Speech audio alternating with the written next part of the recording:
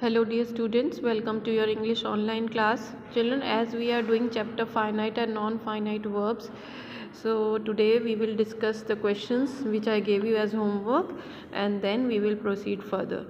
Now children, in my previous video children, I gave you this question number A. Identify the verb in these sentences, circle the finite verb and underline the non-finite verb. So we will discuss this questions. They were looking at the painting curiously. They were looking at the painting curiously. Now in this sentence children, were looking is finite verb. Why? Because it can change according to the person and number of the subject of the sentence. Now see the second sentence. Looking is allowed but touching the exhibits is prohibited. In this sentence, looking and touching, these are non-finite verbs because they cannot change according to the number and person of the subject of the sentence, but prohibited is finite verb. Plucking flowers should be discouraged. In this sentence, plucking is non-finite and should be is finite verb. Okay. Jane's younger sister wants to be a pilot. In this sentence, wants is finite and to be is non-finite. The students couldn't solve the math problem. In this, couldn't is finite and solve is non-finite. The nurse is attending to the patients in the ICU. In this sentence, is attending is finite. Okay. The soldiers' mission was to cross the enemy lines without getting caught. In this, was is finite, to cross is non-finite, getting is non-finite and caught is non-finite verb. Now Benjamin practiced hard in order to pass the piano examination. In this sentence, practiced is finite and to pass is non-finite. Okay. Then his grandparents always encouraged him to pursue his dreams. In this sentence, encouraged is finite and to pursue is non-finite. And the cat began to purr to express its affection. In this, began is finite and to purr to express is non-finite. Then children, I gave you one more question as a homework, that is question number B. Now see this question number B, fill in the blanks with infinitives. The first one is, let us go for a walk. Here, how dare you talk back to me? Okay. Now, do we dare disturb her now? The teacher wanted to meet. Now in this sentence, the infinitive will be to meet. Okay.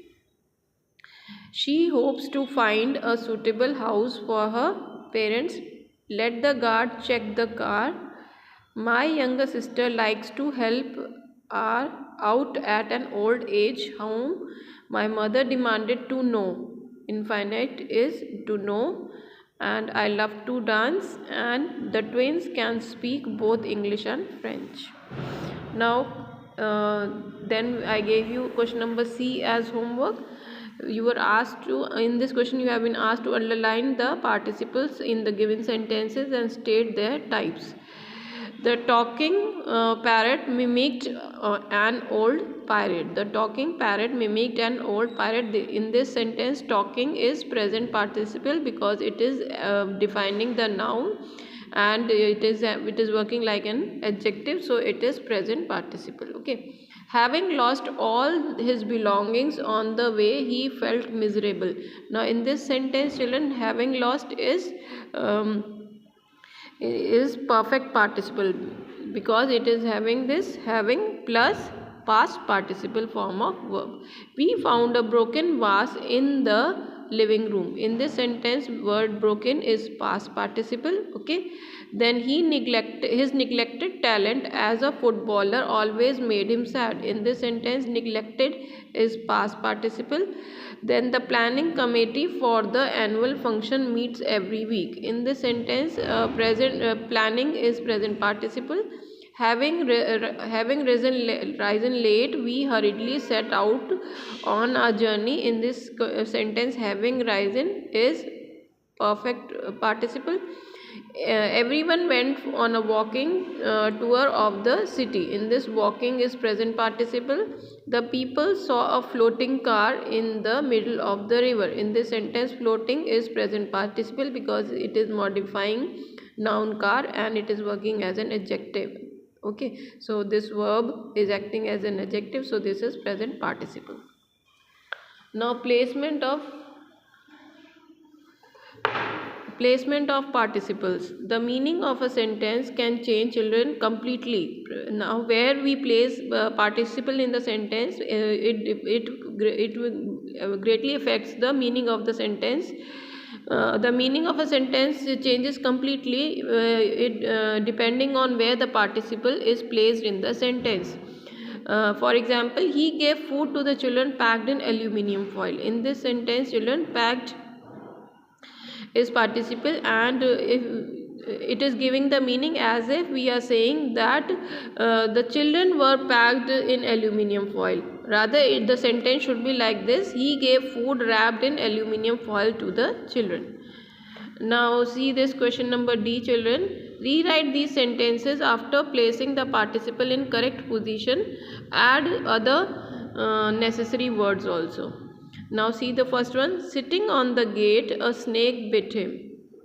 Now we have to place the participle in the correct position. Okay, so while sitting on the gate, he was bitten by a snake. Okay, now see another one. Crossing the road, the car hit the old woman. So answer will be, while crossing the road, the old woman was hit by the car.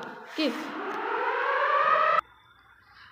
while crossing the road, the old woman was hit by the car. Okay. Now next, returning from Dubai, his luggage was lost. While returning from Dubai, he lost his luggage. Hissing loudly, she was scratched by a cat. Hissing loudly, the cat scratched her. Okay. So this way, children, you are going to do this question. Now we will study the next topic, that is the gerund. Now what are gerund, children? Gerund are the words that look like verbs but function like nouns. These are the words, gerund are the words, children, that look like verbs, that are verbs, but their function is, they function in a sentence like a noun. So the function of a noun in a sentence is to be a subject of a sentence, or to be object of a sentence, of to be object of a verb or preposition. So these are the functions of the noun in a sentence. So gerund is the word which functions like a noun in a sentence, means it acts like a subject of a sentence or the object of a verb or preposition. For example, eating junk food is not good for health. Now in this sentence, eating, this is gerund. Okay, because it is like a noun, it is like a verb, but it is functioning like the subject of the sentence. Okay, playing chess is her hobby. Now in this, playing is gerund. Okay. Now see the next question. Identify the gerunds and the present participles in these sentences. Now barking dogs seldom bite. Now children, in this sentence, barking is present participle because it is working as an adjective. Okay, it is modifying the noun dogs. Okay. I saw the thief running across the street. Now in this sentence, running is present participle.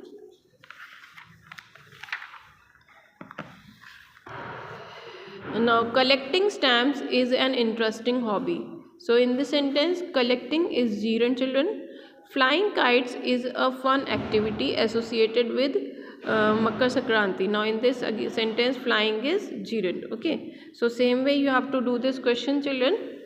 Now see the next one, gerund and infinitives. Now children, gerunds and infinitives both function as noun and can replace each other in the sentence. Okay, so gerund and infinitives, children, they both function as nouns and they can replace each other in sentences. For example, to forgive someone is divine. In this sentence, to forgive is infinitive, and in place of it we can use gerund like forgiving someone is divine. Okay.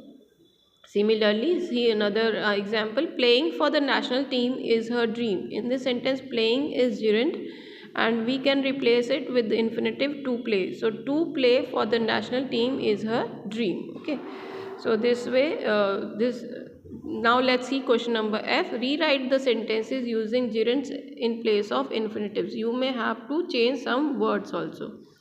Now see this second sentence, I like to jog, it's my hobby. Okay, so jogging is my hobby. Some people prefer to get up early in the morning. Getting up early in the morning is preferred by some people. So this way children, you will do this question and do question number G as well, and we will discuss them in the class. Thank you. God bless you.